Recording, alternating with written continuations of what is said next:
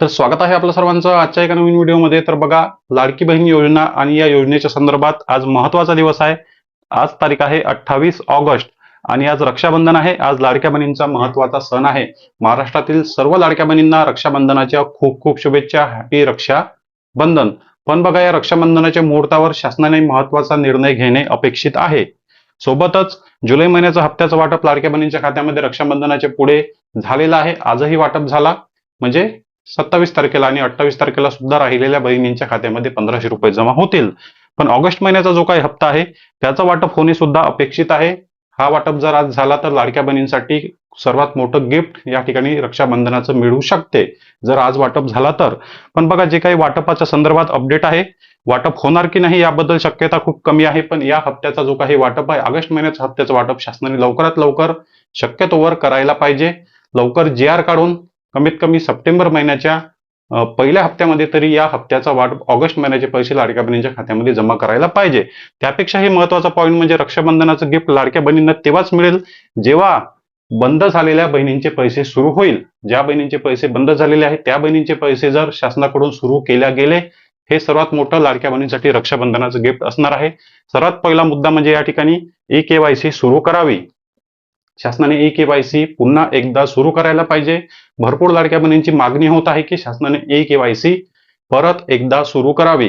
भरपूर लाडक्या बहिणींची KYC चुकल्यामुळे किंवा मग KYC न केल्यामुळे पैसे बंद झालेले आहे।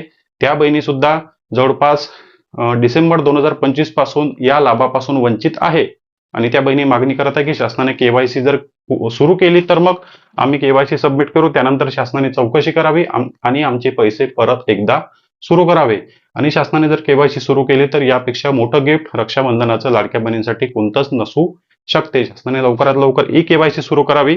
सोबतच जे काही आता या 2026 मध्ये ज्या बहिणी या योजनेच्या अटी आणि वयानुसार पात्र आहे त्या बहिणींसाठी नवीन फॉर्म भरणे शासनाने सुरू करायला पाहिजे।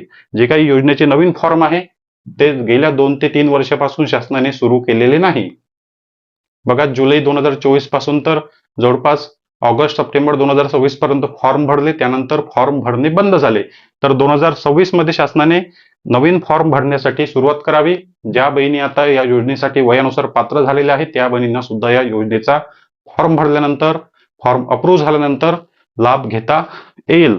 सोबतच ज्या काही 92 लाख बहिणी आहे यामध्ये आता अशा बहिणी आहे की KYC केलेली नाही किंवा मग अशा भरपूर अशा बहिणी आहे की ज्या शासनाच्या चुकीमुळे, शासनाच्या चुकीच्या चौकशीमुळे अपात्र झालेले आहे।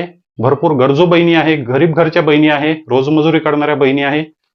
अशा असून सुद्धा त्या बहिणींचा लाभ शासनाने विनाकारण काहीतरी अटी आणि निकष लावून जे आहे ते विनाकारण बंद केलेला आहे। त्या बहिणी पात्र असून सुद्धा त्यांचा लाभ शासनाच्या चुकीमुळे, चुकीच्या चौकशीमुळे बंद झालेला आहे। तर शासनाला विनंती आहे की या बहिणीचा पुन्हा एकदा पडताळणी करा, या बहिणींची एकदा पुन्हा चौकशी करा। त्या बहिणी खरंच या योजनेसाठी पात्र आहे की नाही याची चौकशी केल्यानंतर त्या बहिणींचे पैसे एकदा पुन्हा सुरू करण्यात यावे। आणि सर्वात महत्त्वाचा पॉईंट म्हणजे शासनाने वाटपाची एक तारीख फिक्स करायला पाहिजे। जे काही वाटपाची एक तारीख आहे ते शासनाने फिक्स करावी। फिक्स तारखेला GR काढावा आणि तो GR आल्यानंतर लवकरात लवकर वाटपाला सुरुवात करावी। कोणतीही महिन्यातली एक तारीख शासनाने फिक्स करायला पाहिजे।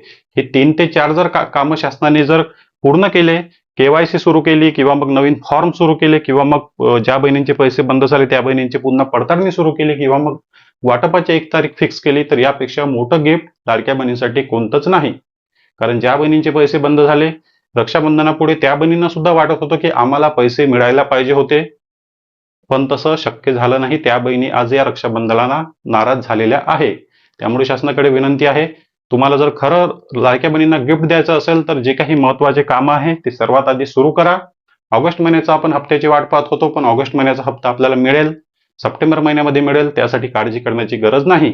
याबद्दल तुम्हाला काय वाटते कमेंट बॉक्समध्ये नक्की सांगा। चॅनलवर नवीन असाल तर व्हिडिओला लाईक आणि चॅनलला सबस्क्राईब नक्की करा। भेटूया नेक्स्ट व्हिडिओमध्ये।